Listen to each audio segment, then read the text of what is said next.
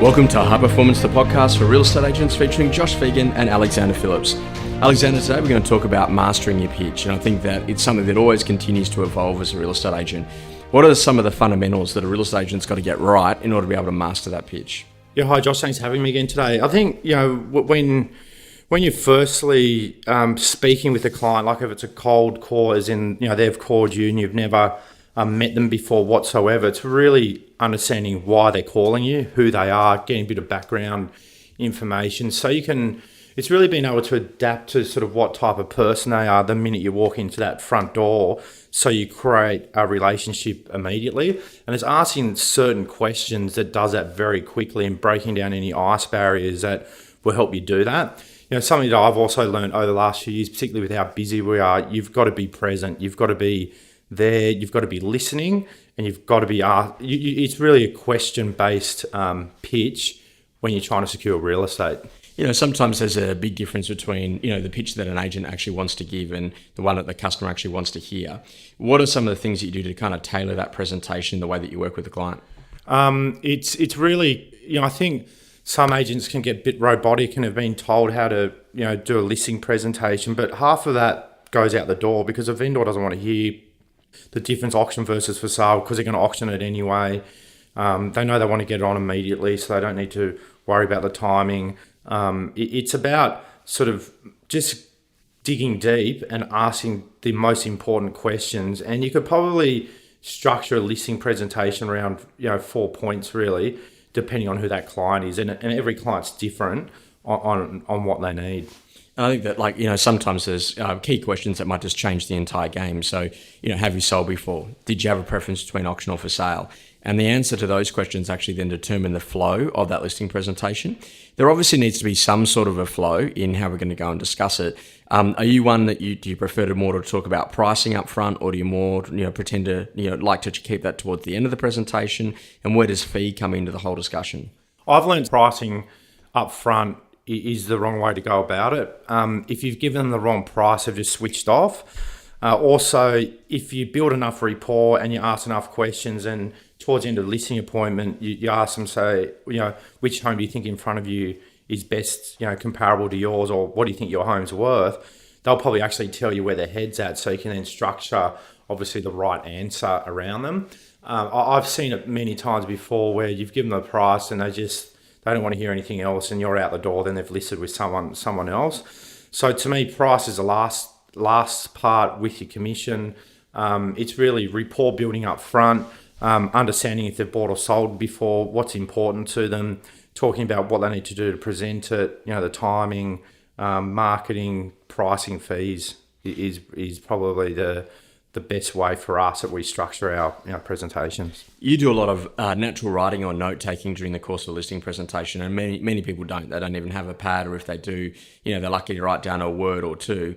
Why do you write notes, and what does that do with the customer? Firstly, Josh, we come into every single listing presentation with whatever scenario could be thrown at us. We're prepared for it. I've been into listing presentations before, and they've said, the question I've asked up front is, would you like me to bring the fees and marketing? No, Alex, we just want to get a price. We get there, you've given them the price, go, well, you know what, that's pretty much, above what we thought. We're keen to maybe progress it. What are your fees and marketing? We can present that to them straight away.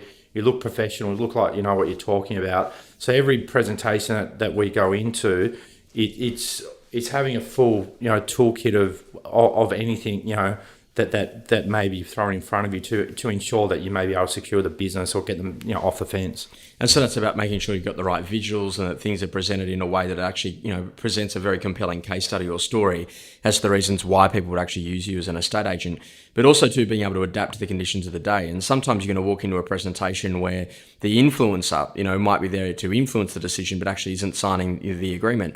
This is situations like deceased estates or scenarios where, a new partner maybe is on the scene but might not actually be on the agency agreement. What do you do when you're working with an influencer versus the person who's actually going to sign an agency agreement, particularly if they're trying to provide advice, but yet it's advice without control? That firstly comes back to how you've set up the appointment. If an influencer's there but they're not the decision maker, there's probably no point being there. And it's about making sure that you do get in front of the decision maker. So at that point, we generally pull back a bit. We don't give them all the information they want. So you've got that potential to go back. Because although they're the influence when they're saying that you can meet the decision maker, generally, you've had your shot at it. So it's about only giving them pieces of information that gets them wanting more. So it's pulling back and making sure that you do get in front of both. There's many listing appointments I won't even go out on unless, all decision makers are there. Because if that next agent goes in and all three decision makers are there, you've seen one, you're not going to get the business. Sometimes you get to the end and, agents don't really know how to close. And that might be whether or not there's a summary at the end or a trial close or a whole series of things that kind of lead up to that point. And the customer's actually ready to go, but the agent's actually, not expecting that. And so therefore they're not prepared. Or the opposite of that, the customer says, they use a delay tactic on you. We're seeing another couple of agents. We need to think about it over the weekend. We're in a position where we're not quite ready to go yet. Give us a few weeks. What are some of the things that you do whilst you're actually there at the home to, maybe get the next follow-up, like really clear about what the next steps might be for you and the customer? Yeah, it's probably, then again, asking a few more questions on, is there anything stopping you using us today? Or are there any concerns with using us? Is there anything that I can do to secure the business right now?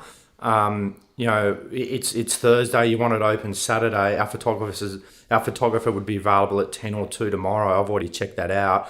We can have this property online before Saturday. So you're really maximising the best marketplace. Things can turn overnight.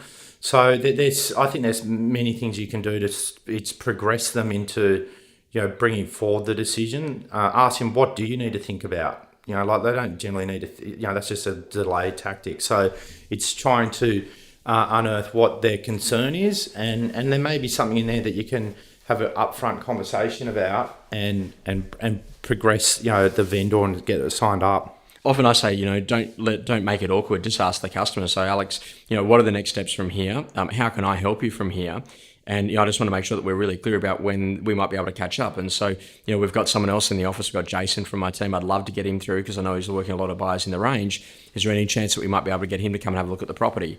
Or, we'd love to bring back our property stylist just to see if there's any ideas that they've got and how they'd like to see the property presented, just to make sure we maximise sale price.